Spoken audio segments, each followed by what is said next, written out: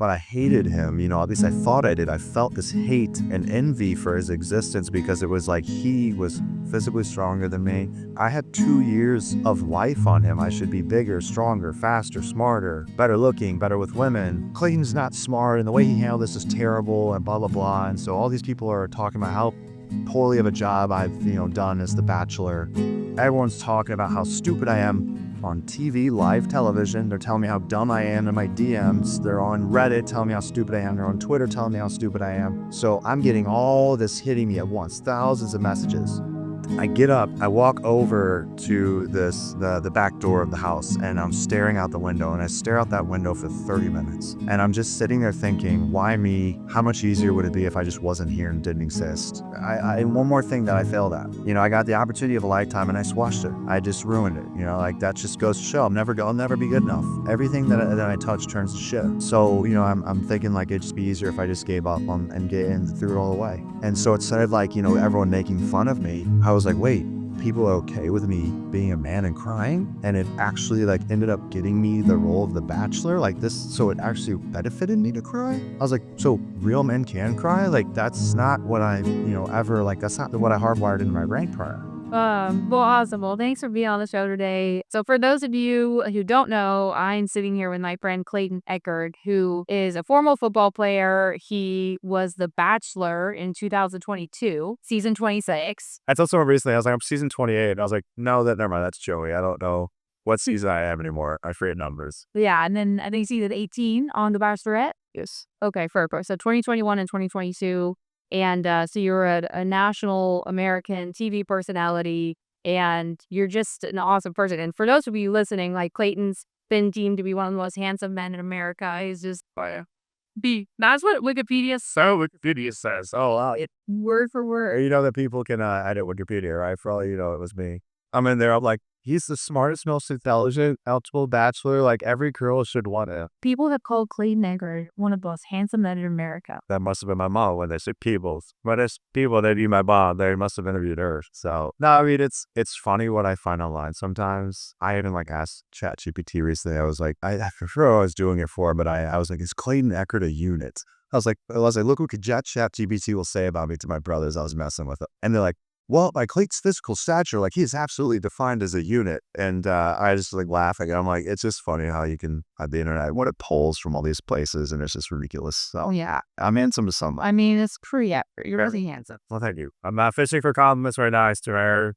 I just find it funny that somebody typed that in on Wikipedia, but thank you. Yeah, realize. Yeah, but seriously, I mean, you have it all, right? To be the Bachelor, you have to have some sort of handsomeness to you, and I'm really excited to talk to you because I know you and I have, I've been fortunate to get to know you behind the scenes a bit. And we both are very open about our struggles with mental health and body dysmorphia and insecurity and self-worth and a lot of things that a lot of people on the outside would probably look at somebody like you or somebody like me and be like, what is wrong with you? Why are you complaining? And you have it all. And your life must be perfect and everything like that. And so I'm really glad that you're open about those things. And you even have a podcast called Beyond the Cover that really dives into some of those struggles that you face and that other people face and these challenges that we go through in life. And, the biggest battle being one inside of our head, right? So, which everybody has in their own degree, which I found. And that's why, I'm super passionate about my podcast because it's allowing multiple voices to be heard and from all different backgrounds. And so it's been cool because not a single story has been the same from the next one, from every guest that I've had on. I mean, even if they're in the same field, stories are completely different. And I wanted,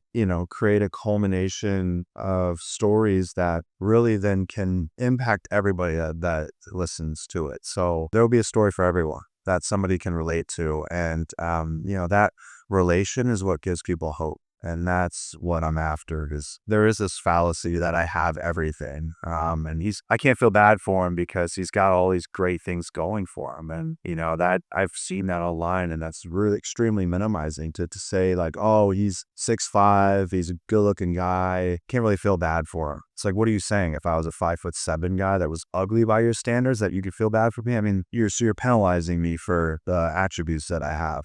I don't like it. And I think, whether everyone has problems. It doesn't matter how good looking you are. It doesn't matter how much money you have. At the end of the day, we are creatures that are wired for growth. So our brains will continue to search for something that we don't have, a perceived lack. Like we're meant to grow. And that's why, I'm giving a mental health speech tomorrow. And a big part of my talk is about the 3 stages of existence. And I'm sure someone else coined this. I just am like a sponge that picks up all these different viewpoints and then I create my own. But I, recently came to this place where I realized there's 3 states of consciousness that people are in. The first is the unconscious. And so I relate that to all the times where people are scrolling on their phone, doom scrolling, when they're watching TV, or a movie or playing video games. It's the state of mind where you're completely shutting off your brain. You're able to just sit there and zone out, right? That's the unconscious. And I think a lot of people stay in that state. I mean, you look around, people are walking around town, they're at dinners, they're just staring straight at their phones and there's nothing really happening other than whatever they're looking at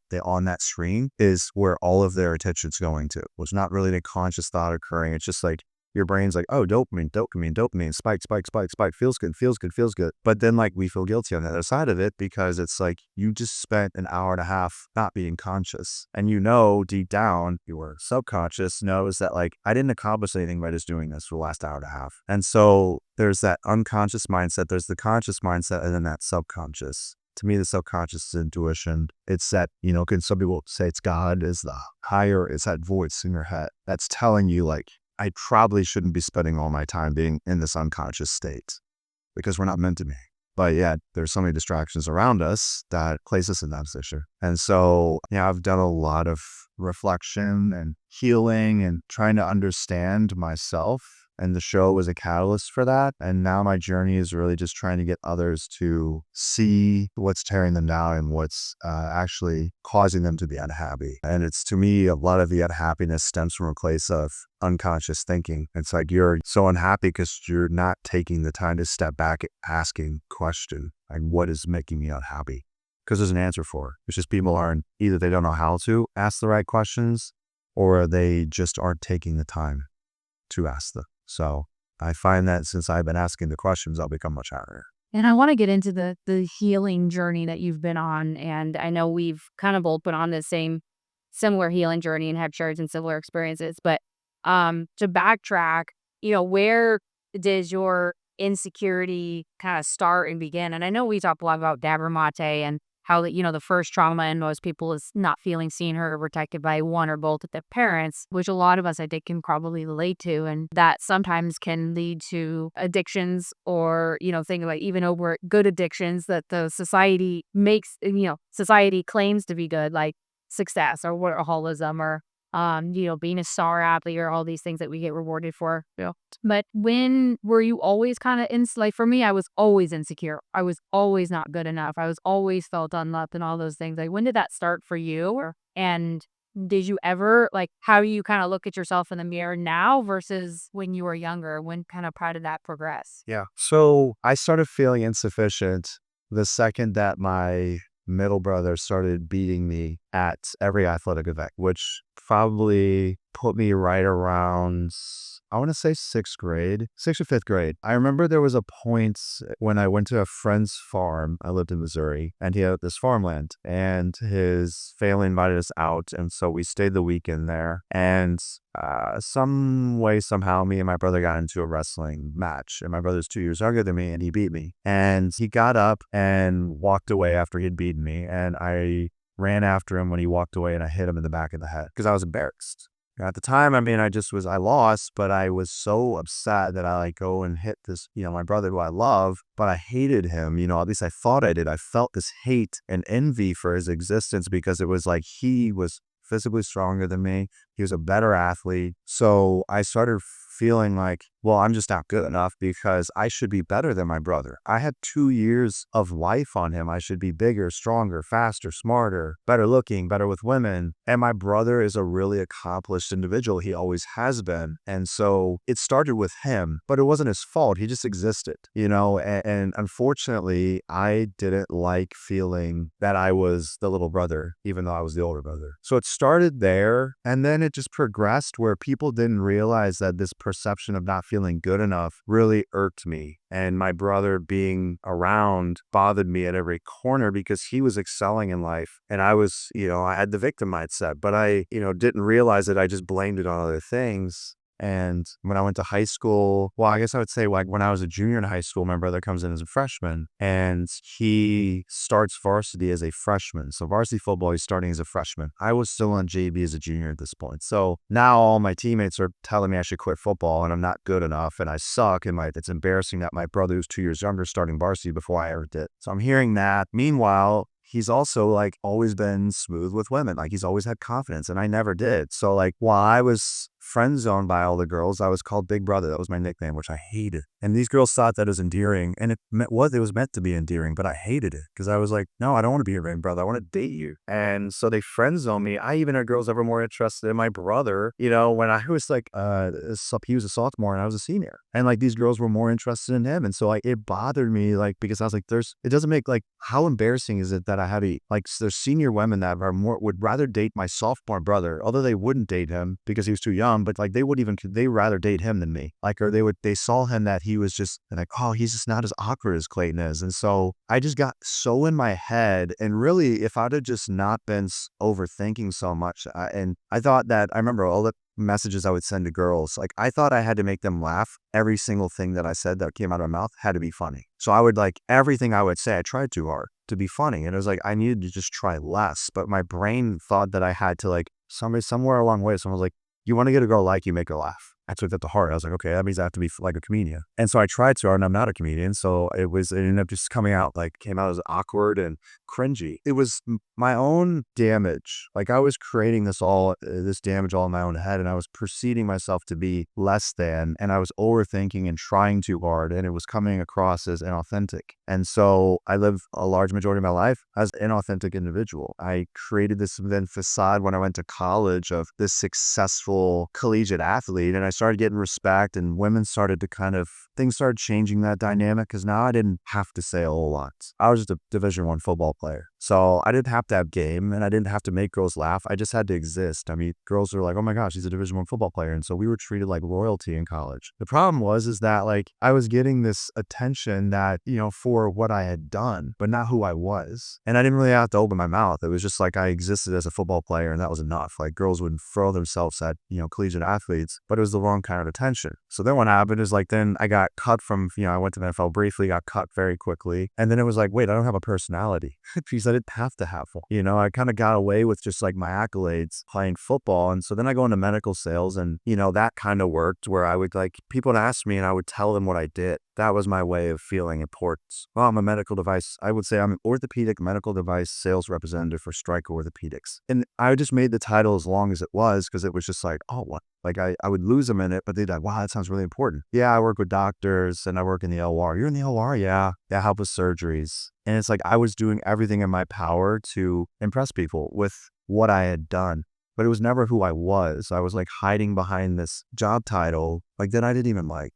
I mean, I didn't mind medical sales, honestly, in hindsight. I didn't mind it, but like I took the job in the first place because I watched people be like, wow, that's impressive. You work with surgeons? And I could tell them I made 6 figures right out of college. So I'm like, yeah, now I'm impressive because I make a lot of money, more than all my friends do. I have my own house. I bought a car. All my friends are paying off their loans and they were living with their parents. But then what happened was all my friends caught up to me. So they all started making their money and passing me. And then I wasn't making the most money of all my friends. And so I was like, I have to make more money. That's what's going to solve this problem. And all the while it was like, no, what you keep doing is you keep seeking external validation because it goes all the way back to when you and your brother would wrestle each other in the house and you would lose to him. And you started feeling insufficient from competing with your brother. And then you started trying to find all these ways to basically fill that void of validation that I took away from myself.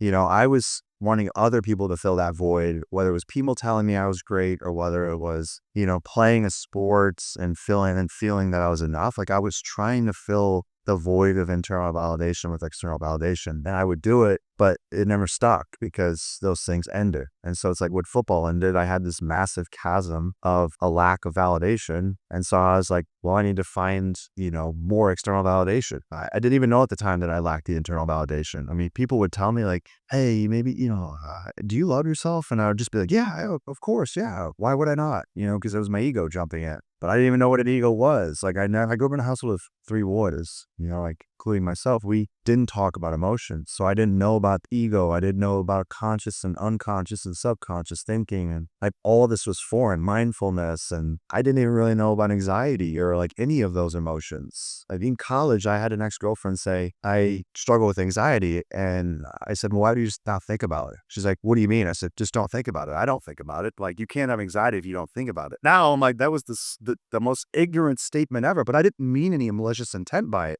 I just genuinely was like, I don't have it. And I did have it. I just wouldn't accept the fact that my ego basically pushed all those emotions down and was like, oh, I have anxiety. And it was like, yes, you do. That discomfort you feel is anxiety, but you just won't give it a name. So it exists. Just because you won't give it a name, it still exists. But the second you give it a name, now it's real, right? So even though I suppressed it, said you can suppress it all you want, you still feel uncomfortable. So I felt anxiety all along. I just didn't acknowledge it. But then eventually I was like, I am so miserable. I kept piling up all these stressors in my life. And I was like, I am so extremely miserable. I don't even know if I want to be here anymore. So that's where I started having the, suicidal ideation. And I had it in 7th grade. But I was honestly too afraid to do anything. Like the thought of taking my life scared me a lot. I was like, I'm not brave enough to do it. That's what I genuinely thought. So I was like, I'm too afraid to do that. And so, but I had those thoughts and I did love my family. And I was like, I would want to burden them with that. So, I kind of struggled with that on and off. I'd have these thoughts come up for years, like not all the time, but they'd come cycling back in. And yeah,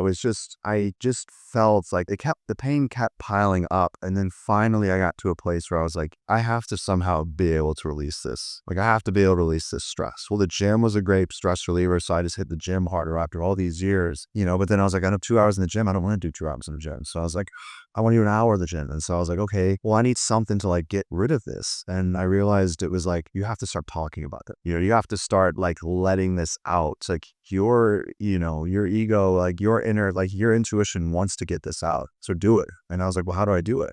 And, that's when I started getting exposed to different modalities and such. So where I'm at today, to answer your question in a long-winded way, because everything I say is long-winded, I'm in a much better spot. I found self-love and self-confidence, which I can say I've never had in my life until probably 8 months ago. And it's just getting better now but it took a lot to get there. It got harder before it got better. I thought the second that I would dove into mental health and mindfulness, I thought I would just get the better. But in fact, it got worse because I was like, wait, what? So there's something called, there's anxiety, there's depression, there's angst, there's all these different emotions that I never even like knew how to define them. So then all of a sudden I could define them. And I was like, oh my gosh, like I get overwhelmed. I was like, there's so too much, like there's so much stuff that I'm not aware of, but I'm now becoming aware of. And I have no experience with them.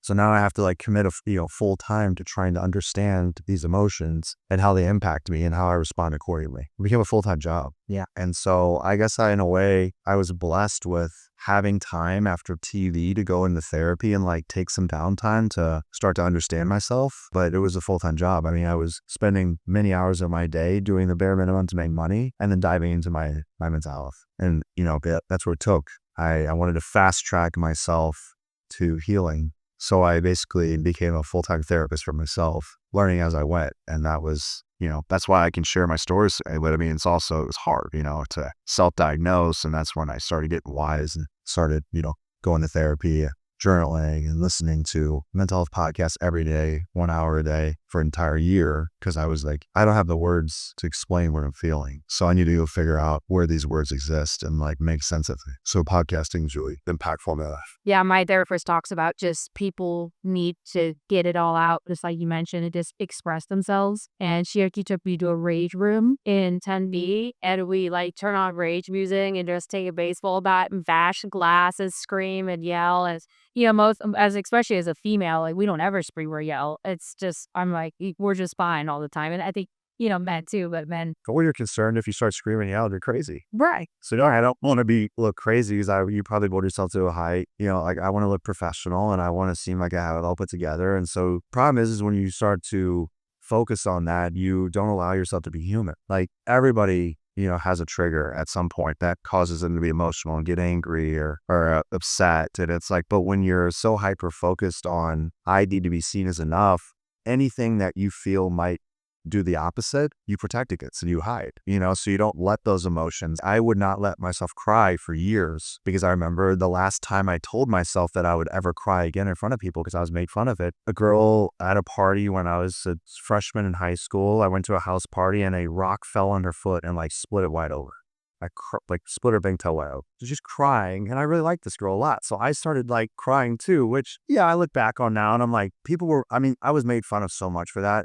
All the guys were like, Clayton, can I cuss on your podcast? Of course. They're like, Clayton, you're such a pussy. Like it wasn't even your foot. And like they were making fun, like, oh, wait, like, well, like, but I just felt bad for her. And so like I cried because I felt bad for her. I might have been in 8th grade, but so I was young. But then what happened was in that moment, I was crying for her. My friends were calling me a pussy. And then I was like, hey, like, I'll go with you to the hospital. And she's like, no, it's okay. Like, she was like turned off by me empathizing with her crying. And so in that moment, I felt so outcasted. And then my friends like bullied, not for people that knew me and weren't friends, bullied me or made fun of me for that instance and like talked about it for weeks and months to come. And so that was the day that I said, I will never cry in front of people ever again. And I didn't. I think probably until reality television. Yeah. Like when I went on The Bachelorette, I got caught up in a moment where I did not anticipate crying. I was caught completely off guard. They had these kids come in and say goodbye to me after I had been like, wasn't given a rose from The Bachelorette. The prior day, these kids, like we had the whole day with these kids and we colored with them, we built forts with them. The whole point was we were trying to like, at the end, the kids were going to choose who their favorite guy was to go on a date with The Bachelorette. And so I ended up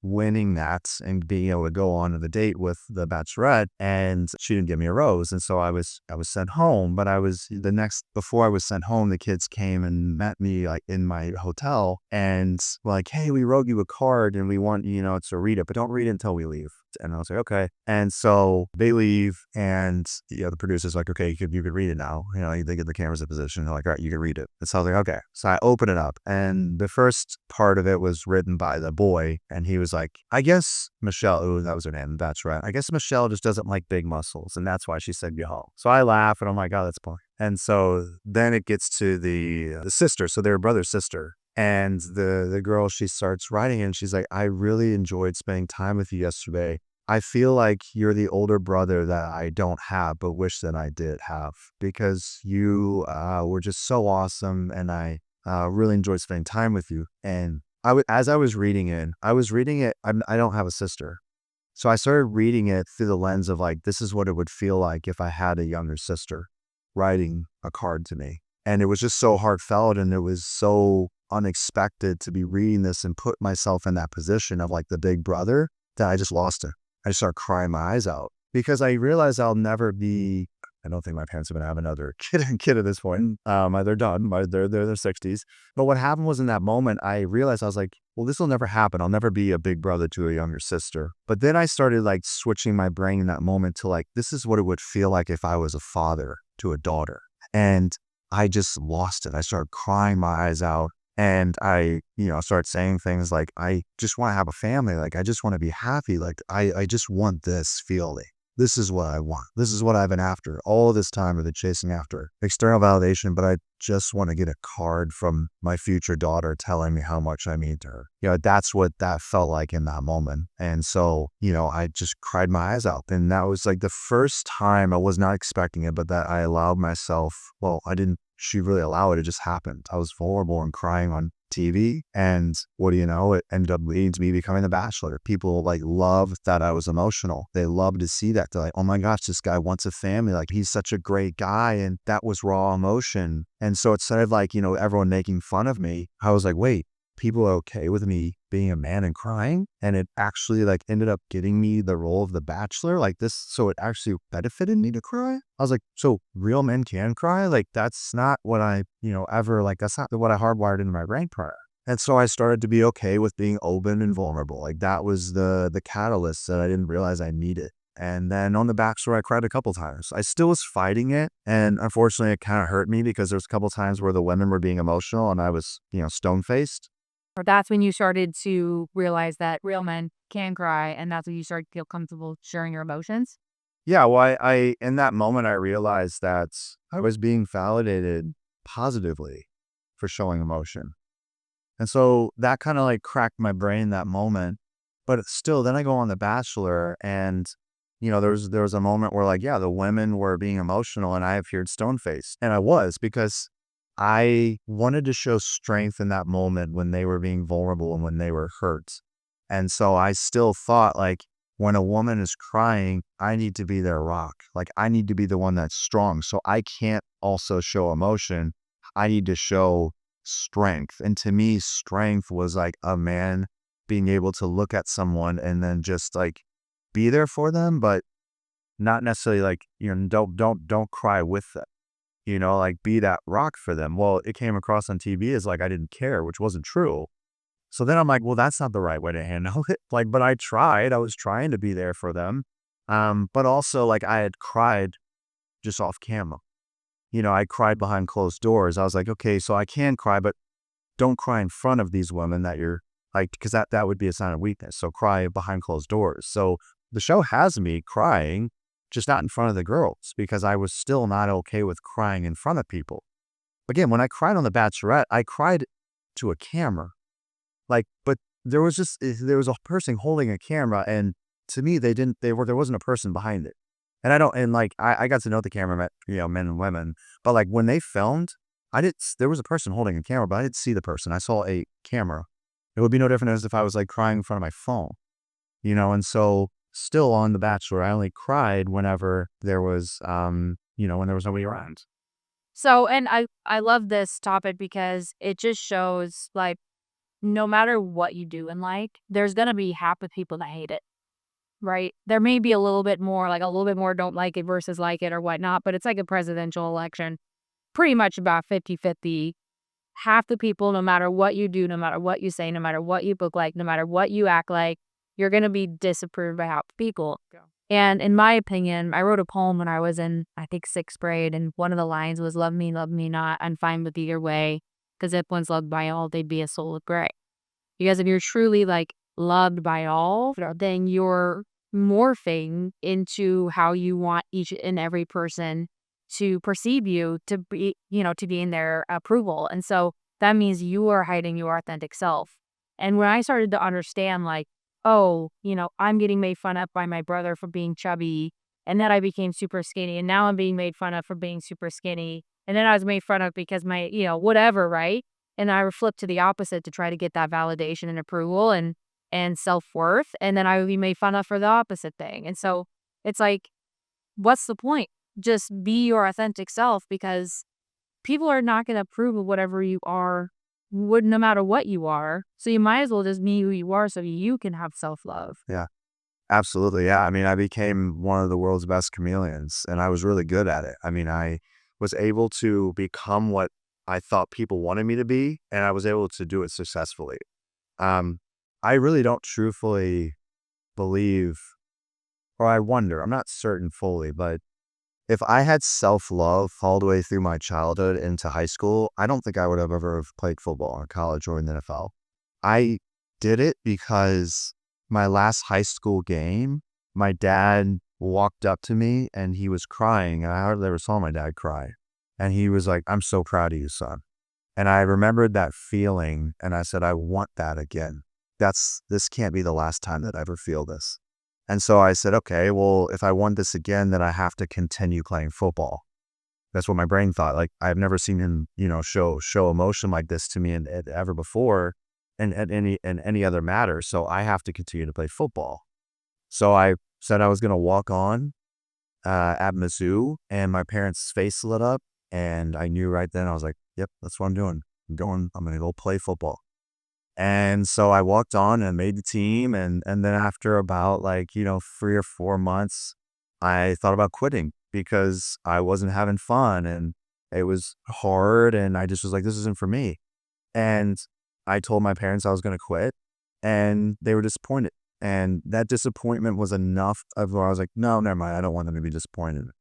So I remember that whenever my parents, would be upset with me and maybe like raise their voices, that didn't bother me. But when they said they were disappointed, oh, it wrecked me. It was like they were basically telling me that I was dead to them, which they never said. But, that's what I would equate it to somebody. It's like when someone were to just basically cut you off from their life, that's how it felt whenever my parents said they were disappointed in me. Because I felt like it was only a matter of time before they would cut me off if they were disappointed enough. And so, I was like, I can't disappoint them. And so I, put my head back down and kept working. And then I started getting the validation. I started becoming like, I got a scholarship and I started playing for Mizzou. It's like, hey, this guy that never had any scholarship offers is now playing Division I football, which was very, a big deal.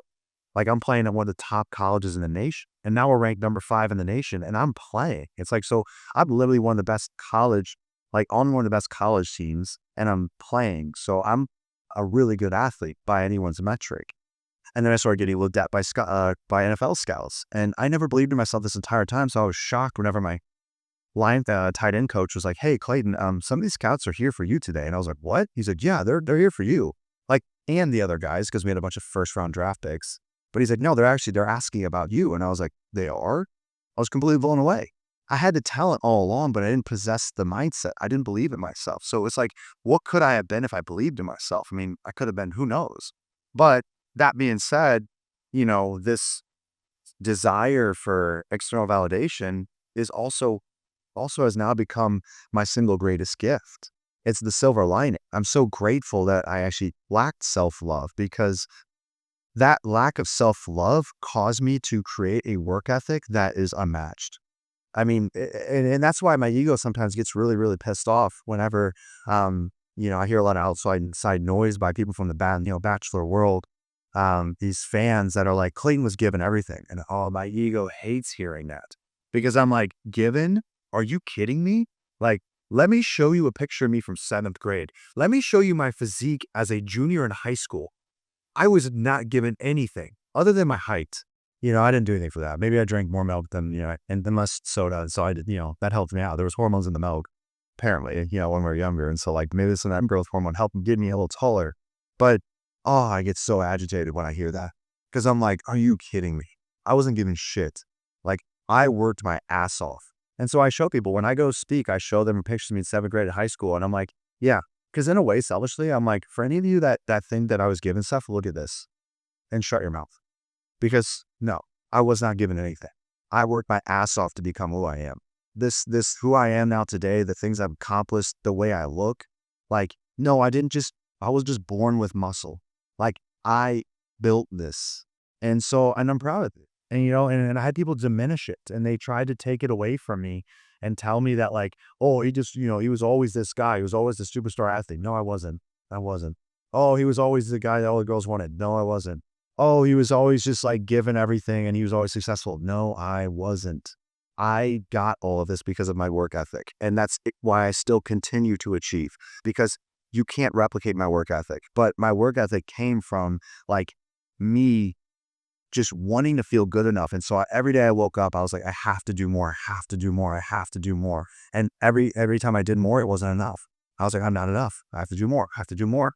So now I'm grateful for it because I'm like, my work ethic was built from a place of insufficiency or a place of a lack of self-love. And so I was like, if it wasn't for me feeling that I wasn't good enough, I wouldn't have had all of these successes and riches that I have today. I want more, of course, but but I have a lot. I'm very blessed and, but that's where again, now, we all have an ego and, I fight on a daily basis to keep my ego in check because I'm like, do not let it get to your head.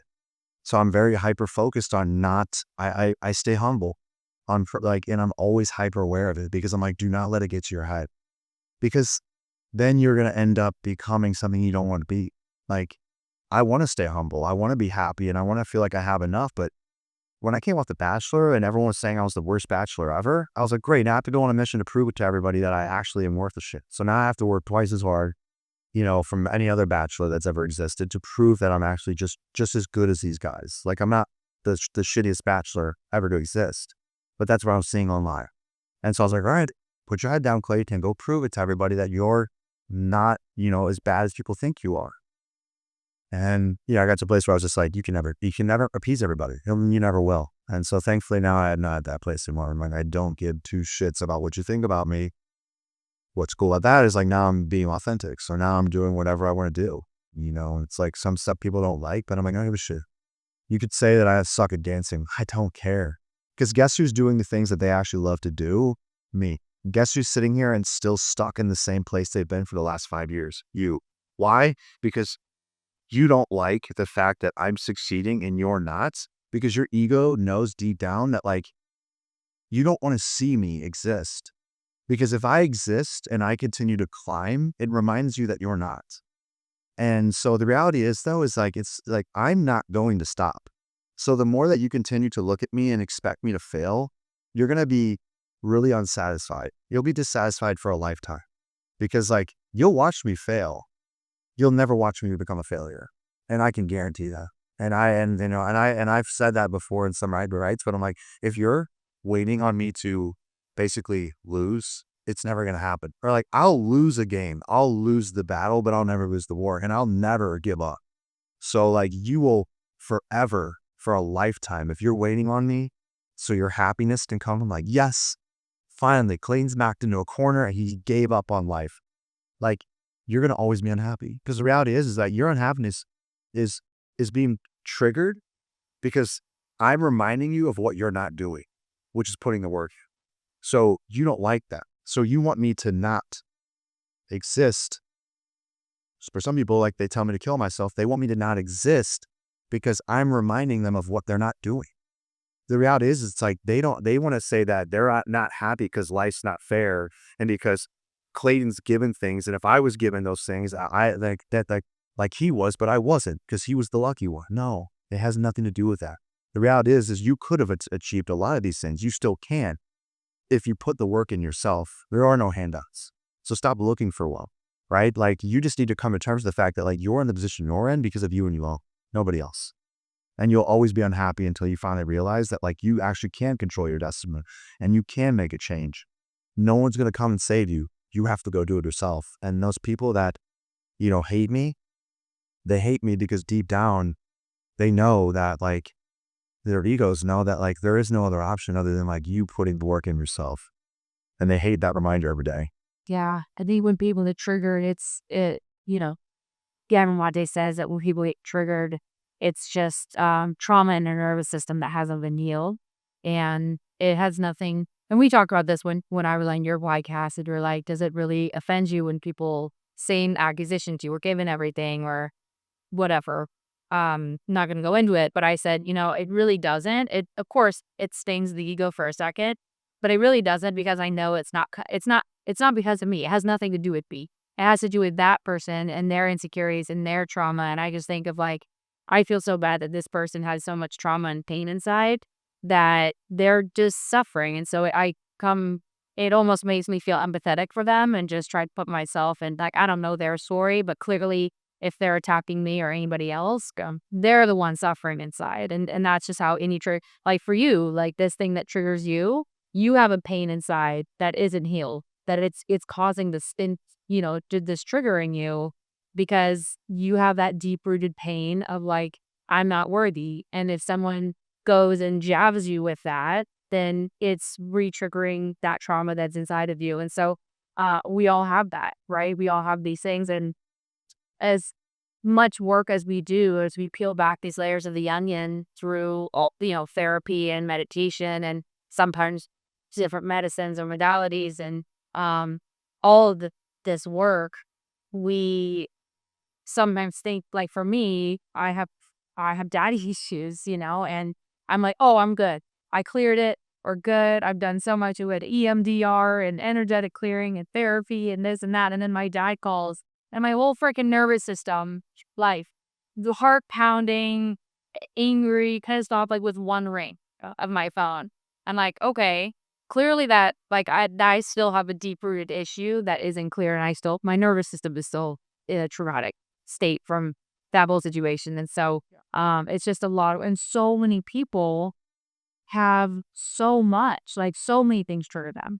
And that's why I practice transcendental meditation, because when you meditate like that, it clears. My TM teacher, he calls them like the red dots, or all these traumas inside of you. And when you meditate, those red dots will clear. And so for a normal person who is not, more enlightened, and he doesn't do this kind of work, they may get flipped off and cut off on the freeway. And that might it's like drawing a line in a rock. Like it leaves a scratch in their nervous system that is pretty permanent. And then as you start to do the work and you start to meditate and you start to learn how to keep your body in a calm state of mind, or bring it back to a calm state of mind quicker, then eventually it goes to drawing a line in sand, and then eventually to a line in water, and eventually to a line in air. That's cool. Where you just observe these things, but they don't affect you at all. I never thought about it that way, but yeah, that's actually really cool to think about the progression of how you're able to adequately handle negativity or a response that normally would trigger. It's like, how do you progress through that? And I do think that, yeah, you find as you start to do the work. I have done the work. I still have much more to do, and I will never stop. But, I've done multiple healing modalities. I've done breath work. I journal still every day, or almost every day. I just finished EMDR, which I did proactively, which was incredible. I had this massive breakthrough with a prior traumatic event that I had to go back and rewire. And that's what EMDR will do. Like it forces you to go back to that experience and then basically relive it, and then be able to shift your perspective of what you felt in that moment versus what you would feel or what you needed in that moment, and then how you can basically move on from it. But you have to rewire that memory. And so that's what EMDR is incredible with. And so I did proactive therapy recently, because I was like, let me just try to fix things. Not because I have to now, but I want to. Like, let me get ahead of stuff, because if I don't heal it, it's never going to be healed until like I, stitch it back up myself, right? Like I can't just keep slapping band-aids over an open wound. Like I need to like adequately heal it. And so how can I do that? Well, there's all these different modalities, and that's where, again, it requires work. It's not easy. It hurts. It like stings to open up the wound and try it and, start messing with it. But it's essential for, to move on. And, that's where even just my last little rant that I had, like I used to be fearful of being more direct and blunt towards people. But like the way that I just had that whole just banter right there, it's like I am being direct and I'm giving tough love to the listener. Because inevitably, there's going to be some Bachelor person that watches this begrudgingly. And, this has happened before. They clip up something I say and they're like, oh, look at what he's saying about us. He thinks we need to grow, but he needs to grow. Like, he keeps attacking us. And it's just like, again, you have an ego that's unchecked. And you know what? Sometimes you have to do fight fire with fire. So here I am, spit fire out of my mouth now, because I'm like, I need to get through that dense ego of yours. I need to be the trauma for you, because there's growth on the other side of that. And that's what I really believe to be my journey and the reason why I went through what I went through. I had to go through it in order for me to heal, but I'm also a individual that's meant to be the trauma for others to allow them to heal. Those people that message me and they're like, you're a piece of shit and you're my, it's like, you don't deserve to ever find love. It's like, I've asked people, hey, can I just ask you like where this what gave you this thought process, or like where it's coming from? What made you feel the need to just send this to someone that you don't know? Because the reality is you don't know me. And they'd be like, oh, I'm sorry, like you just reminded me of an ex-boyfriend. Bingo, there it is. You don't hate me, you hate what I remind you of. And that's all the trauma that I read, and the negative responses that I received online. I was like, none of you know me. You think you know me. You watched a TV show is a TV show. There's real components to it, but if you think you know me after watching me on your screen for a total of like an hour of TV time, like you got to see an hour of my personality, and you think that you know who I am. Like if I tell you to go talk to someone for an hour, do you think you're going to know their entire, who they are as a person? No. So sorry, but you kind of a little stupid when I frame it that way. Like you're not too bright if you think that you know who I am after an hour. Now, with that being said, I don't want to call anybody stupid. I think it's just the unfortunate part is that people watch a show and they think they all of a sudden know you. It's like, you don't know me, right? And so now though, I'm like, hey, I'm trying to make this apparent to you because I want you to heal. Because reality is like, you can attack me all you want. and you can go into all your forums and attack me, and you will continue to be unhappy because you go to your forums where other people will attack me because you're doing it so that you can because we all want to relate. We all want to feel less alone. So you're going into these little forums and attacking me, but you're not going to ever feel any better because you're going you're finding other miserable people and you're all being miserable together. And guess what? Happy people don't do that stuff. Like, happy people don't go on forums and attack other people. Happy people don't send DMs to people that they don't like what they've done. Like, happy people will just go on with their lives. They might be like, oh, that was kind of dumb with that person to do that. Then that thought goes and they move on with their life. Like, I had not sending negative DM to somebody, I don't even know, in years, if not long. Like, ever since because it's so, my thing is, I'm like, understand that, like, look back at yourself for once. Like, you don't hate me, you hate what I remind you of because there's something internal that you struggle with. And you always will struggle with. And after me, there'll be another bachelor that you'll hate, and then another one, and another one, and another one. And the show does such a great job of giving them continual fodder. Here's another bachelor that you can hate. Here's another one you can hate. Here's another one you can hate. Here's another person. And they find that person. They find their next Clayton, their 2.0, their Clayton 3.0, their Clayton 4.0. Every season, the show gives them somebody to hate, and they hate them. And the reality is, it's like, you don't know any of these people, but the show keeps giving you exactly what you think you need or what your ego needs in order to not actually address the reality of the problem, which is you. You're the problem. Do you regret, like, obviously there's a lot of things that came up in The Bachelor, and there was this scandal, and I don't know, I'm actually probably the only girl that has never watched The Bachelor, so I didn't even know you were anything when I met you, like, on the show or whatnot. But, like, before we wrap up here, I want to kind of hear, like, what was the most traumatic event in your life or the darkest period in your life? And was the TV show part of that, or those might be two different things, but I want to hear if you're willing to share. Yeah, actually, it's something it ties into EMDR. I just had this recent realization. It was incredibly powerful. So I'll share my lowest moment and how I was able to just basically to tie a silver lining on her as of last week, which is really cool. So when the show was airing, there were 2 episodes so you film for 2 months and then you have a 4-month delay and the final 2 episodes air live. So 4 months after I had filmed the show's now airing. And the day before the finale, so there's a 2-part finale, and the finale, the final episode is where I come out with, my ex Susie, and it's like, oh, hey, we're together. But the day before that, they show the final, what'll happen on the show leading up to this final point.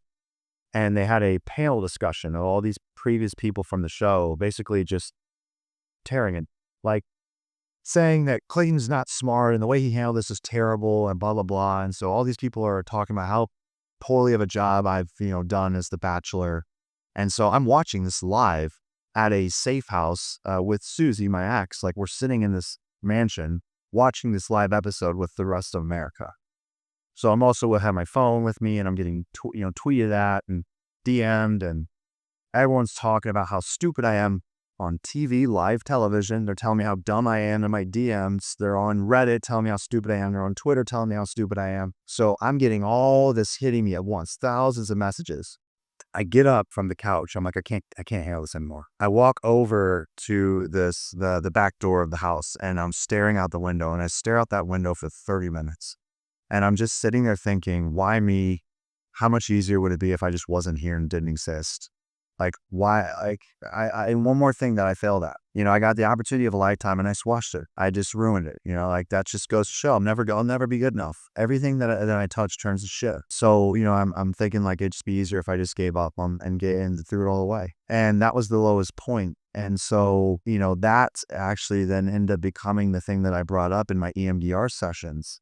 And I went to my therapist and I said, she's like, well, what do you want to what's something that, that is plaguing you right now and is traumatic? And I brought up that moment. I said, all right, we're going to dive into it. And the first 3 sessions, we were making a little bit of headway, but then I started thinking I really wanted to go back to the root. There's something from my very beginning of my life that I'm trying to heal and uncover. So I don't know why I mentioned this story. It's not that important. So I was like, I want to switch this, but she's like, let's go deeper. And I'm like, okay, fine. And I was like, I feel like I should have brought up a better memory. because there's nothing here. Like I moved on from it. But then on the 7th session of EMDR, she's like, all right, we're going to go back to that moment. So put yourself back in that position. You're at the house, you're staring out the window, and what's going on in your head? And I'm like, all right, here we go again. And so I'm like sitting there thinking, and I'm like, staring out the window. I have these feelings of not being good enough. I'm having suicidal ideation. And then all of a sudden, boom, my brain switches to my family walking in the front door of that house. And I turn around in this image and I look at them and they just softly smile at me and open their arms. And I run over to them and I embrace them and I just start bawling my eyes out.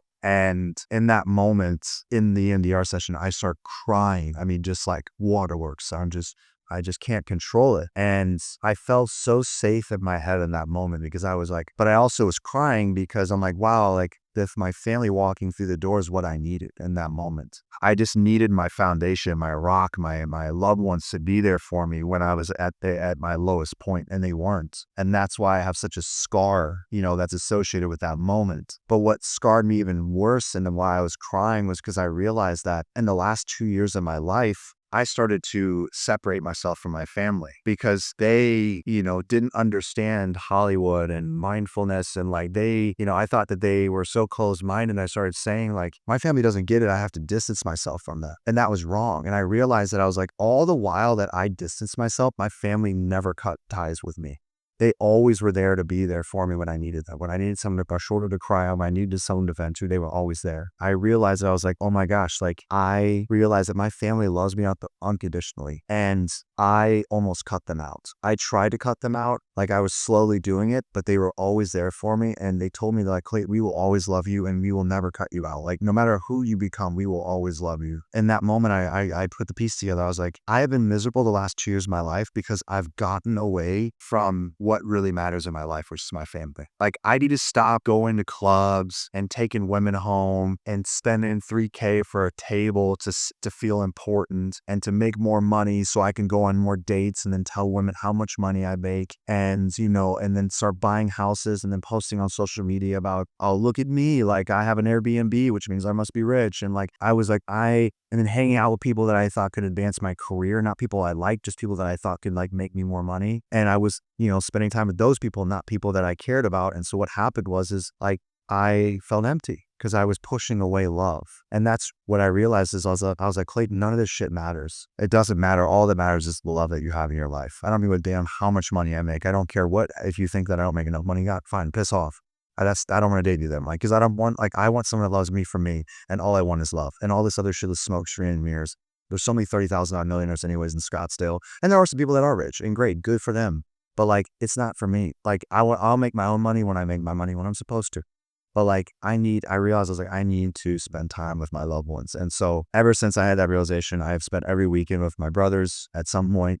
I call my family more and I talk with them and I'm happier because I realized that I was chasing after the wrong things. And just once again, external validation, which is what I've always chased after. And I lost myself again doing it. And so now I'm like, okay, Clayton, never do it again. Don't ever chase external validation. You have all the validation right here within your own reach. Yeah. Thank you for sharing that. And I can imagine how lonely that feels. And there's a guy named Mike Ferry, Tom Ferry's son, I believe, and he does muscle testing and stuff to figure out I don't know, like for me, alone is my word. Like that's what I've always felt above all else is alone. Some people it's nothing. Some people it's not worthy. Some people it's all these different things. But I feel like so many people are so lonely. And there's a statistic that shows I forget what the statistic is, but so many people feel so alone despite the connection of social media and these things. It's actually caused people to feel even more alone. And it's just a hopeless place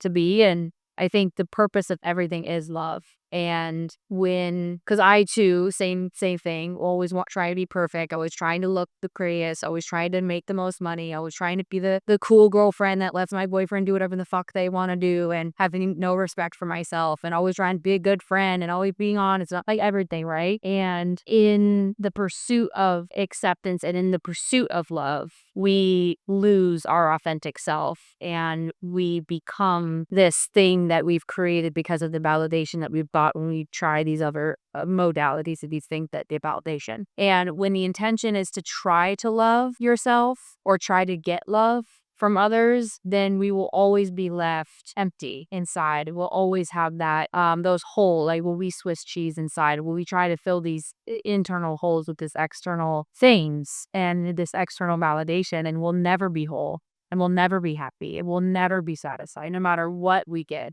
Because there'll always be someone prettier, handsomer, richer, better, kinder, smarter, all the things. There's always going to be someone better. It's you're seeing it that way, right? And so when we shift to coming from a place from love, I'm doing these things because I love myself. I'm working out because I love my body, not to try to love my body. Or, I'm hanging out with these people because I love myself and because I love them. And they make me feel expansive and make me feel whole. And that's the shift that I think so many people are missing. And all the answers are inside of us and they're not outside. Yeah.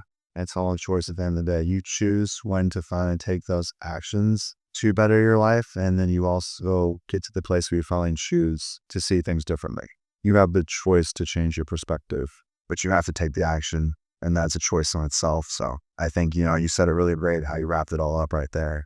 I just want people to see it. And I think that's why I'm, getting a little bit more tough lovey with the way that I present my journey, right? And my advice or my experience. Like I'm kind of being a little like, you know what? No, so many people need a little bit more of like a tough love approach. Like I can get through to you. I just have to do it a little bit, rougher, but you'll see why I'm doing it later. Everybody seems to want looks and fame and wealth and all these things, but someone like yourself who has pretty much everything from the outsider's perspective of you. And obviously it's so different when you go on the inside, but like, are you glad that you have the fame and those things? Like, are you glad you went on The Bachelor and you're grateful for those things? Or are you like, this is just a big nightmare that? No, I believe that I am exactly who I'm supposed to be in this moment. I believe in God, and I believe that God has a path laid out for me. And I believe that God also knows that I can handle what most people can't. And that's my blessing. And so I think that every one of us has a purpose in life, and some people are meant to impact 5 people, some people 1, some people 1,000,000. Some people 1 billion, and I believe that I'm one of those individuals that's meant to impact many. It just feels like my calling. And so I think in order to impact many, you have to be seen by many. And so I was seen through reality television and whatever else comes. There's more coming down the pipeline. And I'm like, I can't say too much, but this isn't the last people have seen of me. So it is what it is. I never thought that I was going to have this experience, but I have. I didn't go looking for it. It found me. And I think I was destined to become this person. So I choose to believe that, though. Somebody could say that everything I just said was crazy and not true. But the reality is it is true to me. Therefore, it's true. Like that's my truth because I choose to believe it. So I don't want to live I have 2 choices: either choose to believe that my life is a blessing or choose to believe that it's the worst thing that ever happened. And if I have those 2 options, I think it's pretty obvious why I would choose one or the other. So that's the way I choose to live my life out.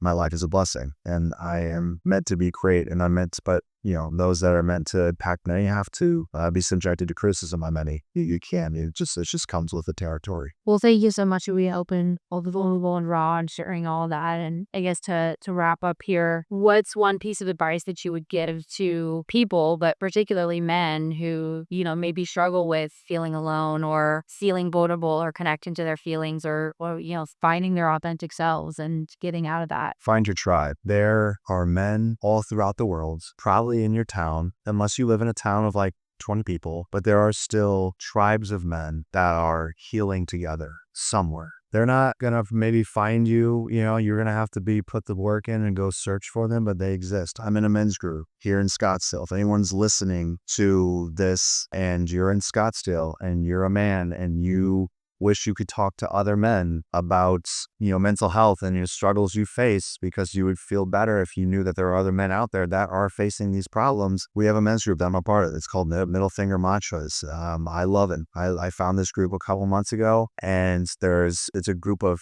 I think it's 80 to 100 men, and we meet weekly. And, maybe only a quarter of the group shows up. So I guess everyone's busy, but it's always there. And you don't have to show up every week. You can show up whenever you want, whenever you need to. But 20 men showing up once a week, talking for 2 hours about mental health, it's there. And you can show up and not have a single thing to say. We don't expect you to say anything. Maybe you're just meant to listen until you finally learn the words to be able to start becoming the speaker. But the beautiful thing about it is it's just a group of men that there's no judgment. We just say, come as you are and just exist. And then when you feel inclined to share, share. And guess what? You'll share it, and there will be at least one guy there that will be like, pull you aside afterwards, like, dude, I know exactly how you feel. Because that's what they did to me whenever I showed up. So that's my advice. Go find your tribe, and they exist. And if you don't live in Scottsdale, like, trust me, there's more out there.